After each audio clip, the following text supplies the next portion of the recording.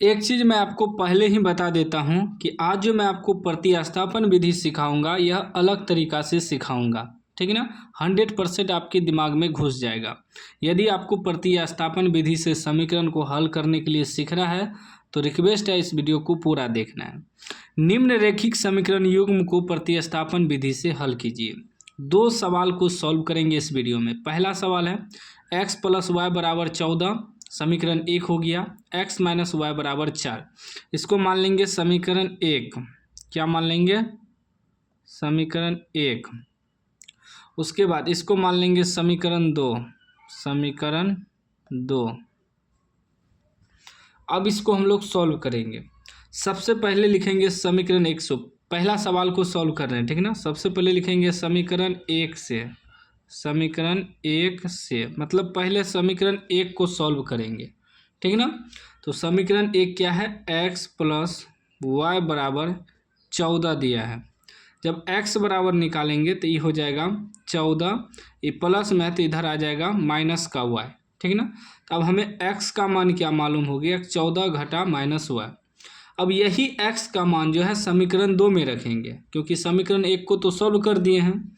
लिखेंगे x का मान समीकरण 2 में रखने पर समीकरण 2 में रखेंगे, ठीक है ना।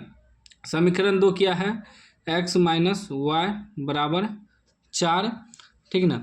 x का मान कितना आया? 14। x की जगह लिखेंगे 14 घटा y, फिर एगो ई माइनस y बराबर 4।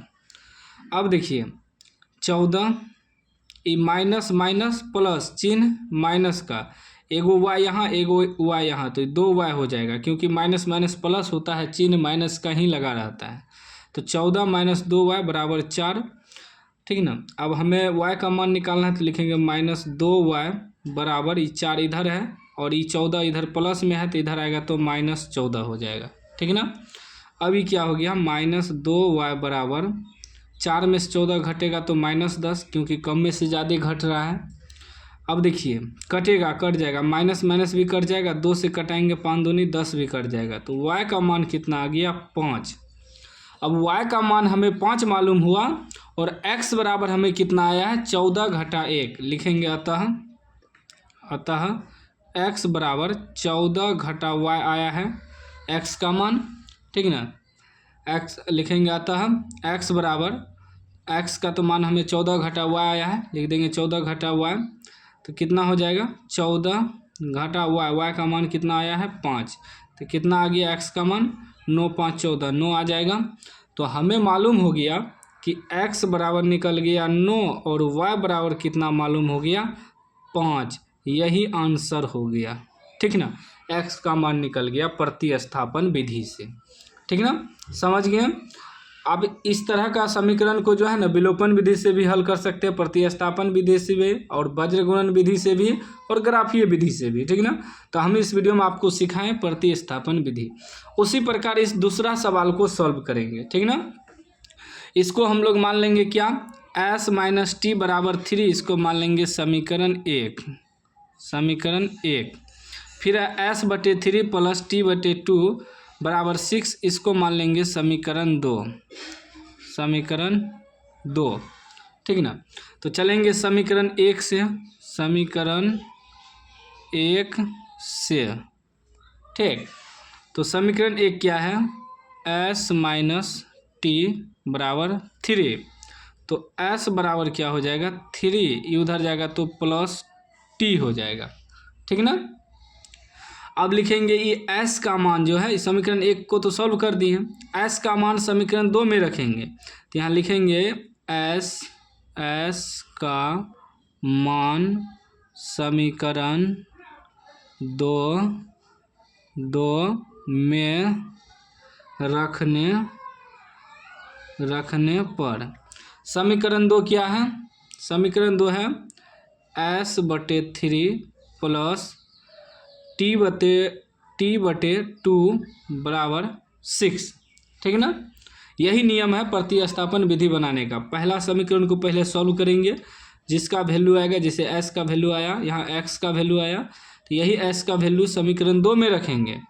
तो समीकरण 2 में रखना है एस, एस के जगह कितना आया है 3 + t, एस के जगह लिख देंगे 3 + t, इसके बटे में 3 हो जाएगा, प्लस t/2 = 6, ठीक है ना।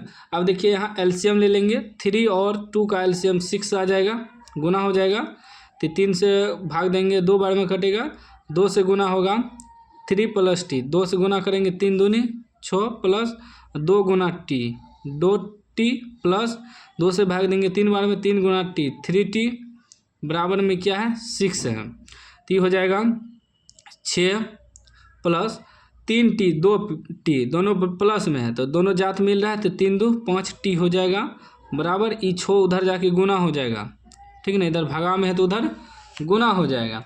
तो अभी हो गया 6 + 5t बराबर 36, जब हम 5t बराबर निकालेंगे तो 36 उधर जाके -6 हो जाएगा, यानी कि 5t बराबर निकल जाएगा 30, ठीक ना। अब कटाइए तो 5 से 5 × 6 = 30, t का मान कितना निकल गया 6।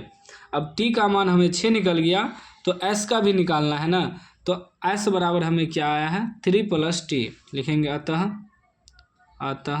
s बराबर 3 + t, ठीक ना। तो 3 + t का मान निकला है 6, तो कितना हो जाएगा 6 × 3 = 9, मतलब हमें s का मान कितना मालूम हो गया 9 और t का मान कितना मालूम हो गया 6, यही आंसर हो गया, ठीक है ना। तो उम्मीद है कि आप प्रतिस्थापन विधि सीख गए होंगे। प्रतिस्थापन विधि इसी प्रकार बनाते हैं और बहुत आसान होता है प्रतिस्थापन विधि बनाना, सबसे आसान होता है यही विधि, प्रतिस्थापन विधि और विलोपन विधि, ये दोनों जो है ना सबसे आसान होता है, कोई भी बना सकता है। तो इस वीडियो को ज़्यादा से ज़्यादा शेयर करिए, चैनल को सब्सक्राइब कर लीजिए और घंटी को दबा कर ऑल कर लीजिए।